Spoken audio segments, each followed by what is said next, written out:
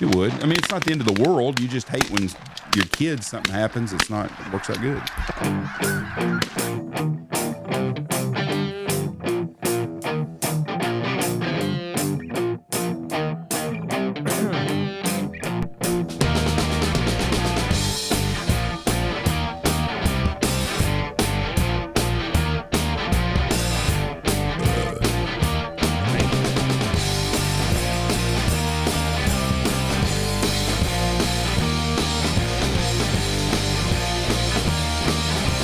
Here we go. 3, 2, 1. Boom! And welcome to today. Brought to you by Boss Shot Shells. Check them out at bosshotshells.com. Come see us this year at Squad Fest in St. Louis, July 17th, 18th, 19th weekend. For Squad Fest, we will be there with Boss. Check them out at bosshotshells.com. We'll also be at Delta. We'll also be at Ducks Unlimited. We'll also be at... That's where we know for sure we'll be at. Yep. Where else are we going to be at? I think it's just those three. Yeah. Anyway. All right. Well, it's today, May 29th. It's your day. Yep, my day. May 29th. Some really interesting things happened on May 29th. Good, because interesting stuff happened on May 30th too. And I was feeling guilty that I had an overabundance of resources on May 30th. So I was worried for you on May 29th. Well, May 29th, there's some of it there wasn't a lot of things, kind of had to be a little fugazi on stuff, but the person, I'm going to do the born one last because that was the most interesting, who died on May 29th. Give it to me. He was the director of Easy Rider. You got me. Okay. He was the director of Colors. Colors. That was with Robert Duvall, right? Mm-hmm. Oh, I've seen the movie, but there's no way I could tell you the director. Give me another one. He was in Apocalypse Now. Apocalypse Now. Have you ever seen that movie? Yes. You've seen Apocalypse Now? Yes. What'd you think of it? I don't remember much about it. So. I wasn't a fan. He was in Speed, which was a very good movie. Dennis Hopper. Yes. Perfect. He directed those? No, he was in Speed. Oh, no, he directed. He did direct Easy Rider. He directed in Colors? Yep. Oh, I did not know that. Yes. Anyways, Dennis Hopper was born May 17th in Dodge City, Kansas. He had two younger brothers, Marvin and David. I'm fact checking you. He directed Apocalypse Now, or he was in Apocalypse Now? No, he was in Apocalypse Now, but he directed yeah, whatever it is. It's been a long Andy, I'm 57 years old and I walked 100,000 steps at Disney World and Universal. I'm tired. Okay. You're young. That's what I told Dylan last night. I said, you don't understand. Me and Shell are old. That's a lot of walking for old people. He was in The Sons of Kate Eller. He was in Cool Hand Luke. Never seen any. He was in True Grit, the original one. Oh, wow. He made his directorial film debut with Easy Rider, which was it's a good show. Have you ever seen it? No. It's kind of a Western? No.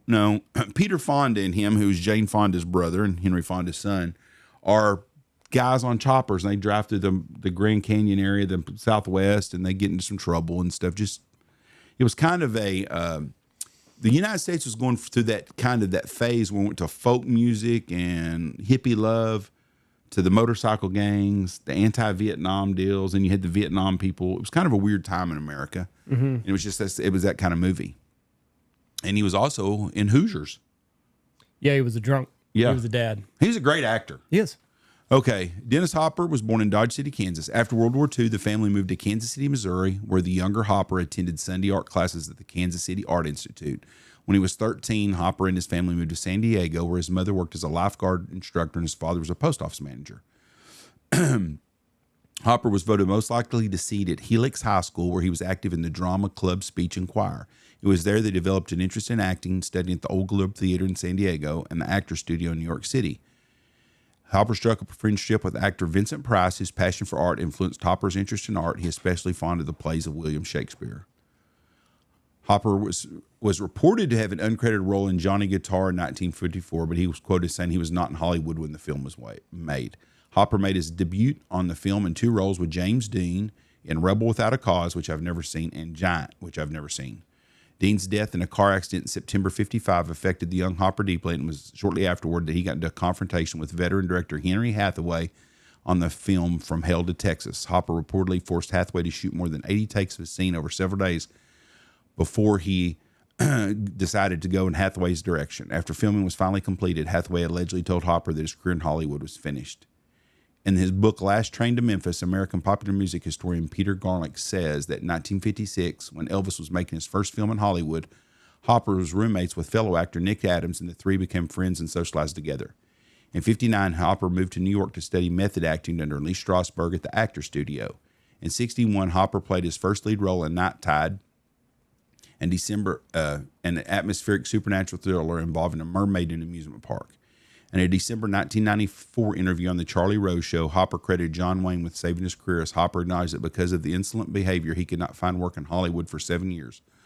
Hopper stated that because of his marriage to Brooke Hayward, he was the son-in-law of actress Margaret Sullivan, a friend of John Wayne, and Wayne hired Hopper for a role in The Sons of Kate Elter, which enabled Hopper to restart his film career. So anyways, that was my person that was born today was Dennis Hopper.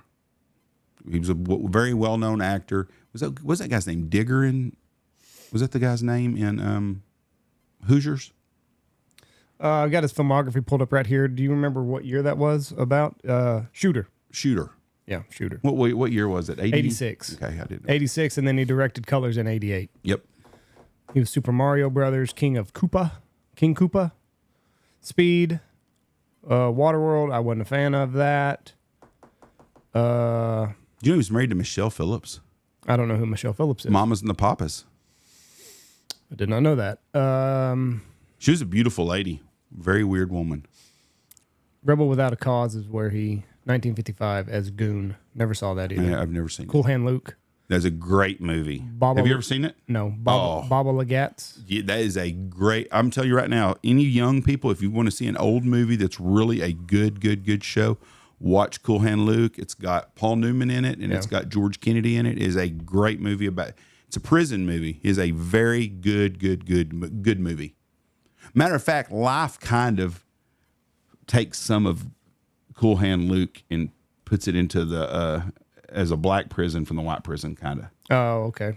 It's the generation after that would have been like the generation of like the 50s, 40s, and 50s, but kind of the same type thing as you look at it from a band of brothers in prison, and it's very interesting. And they're always trying to live their life vicariously through someone else that's done a bunch of stuff. Right. And Paul Newman was a great actor too. Anyways, that's my person that was born or died. Okay, my event that happened is a TV show.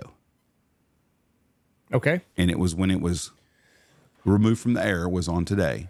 Now, I'm going to give you a hint about this. Okay. You probably already know anyways, 'cause I think you looked at my screen. Did you see my screen? I can't see your screen. Okay. That's why I turned it at an angle. Okay. Cheat on me. No, I'm not cheating. Okay. I think this is a TV series that I used to not like. I think it is the greatest portrayal of Roseanne. Yes, of middle America in this country. When I grew up, when it came out, I was 19, 20 years old. Last thing I worried about was buying oatmeal and trying to stretch $1 to buy a hamburger for my kids. Right. When you get older, the things that this show was about, especially if you put yourself in this time of no cell phones, it was the last great American family time in our country. And it was very interesting, but it was the Roseanne show.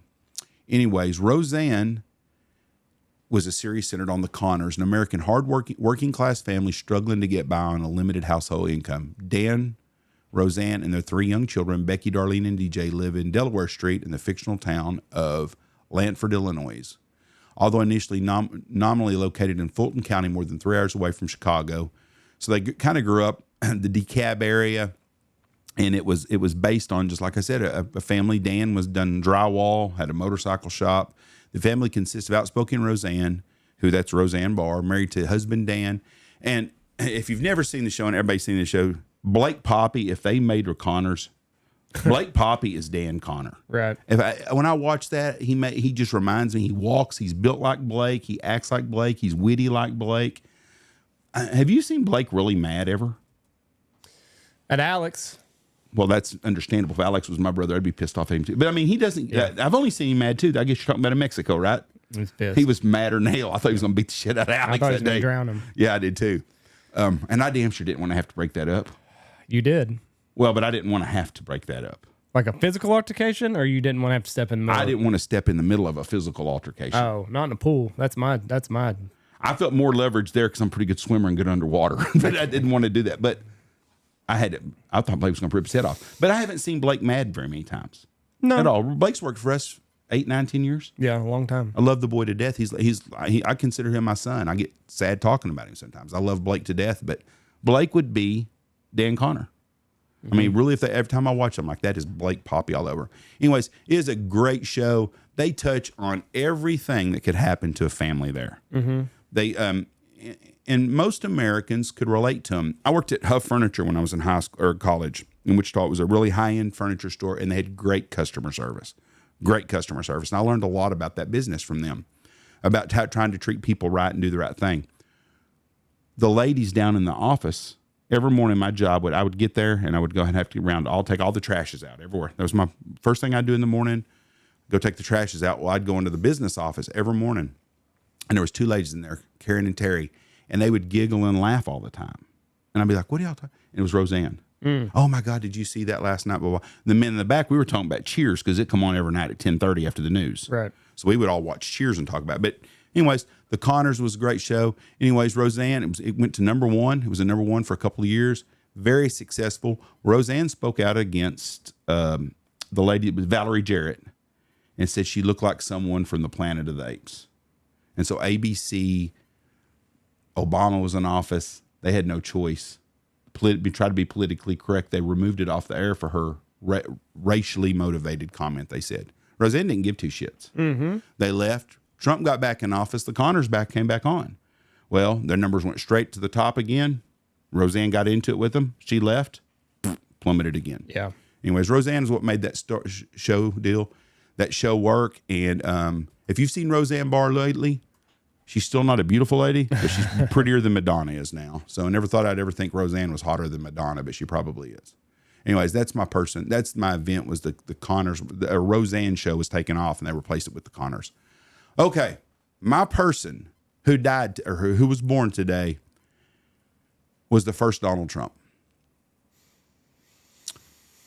Probably the last president we had who really gave a shit about the working people, and he was not a working class guy.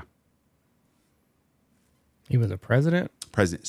Voted against his, when he was a senator and a congressman, he voted against his state and his own party's best interest sometimes for the best of the people.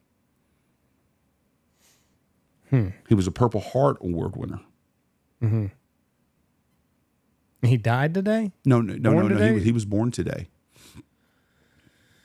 Oh, God. He got backstabbed by his own party. Well, JFK? John F. Kennedy. Okay.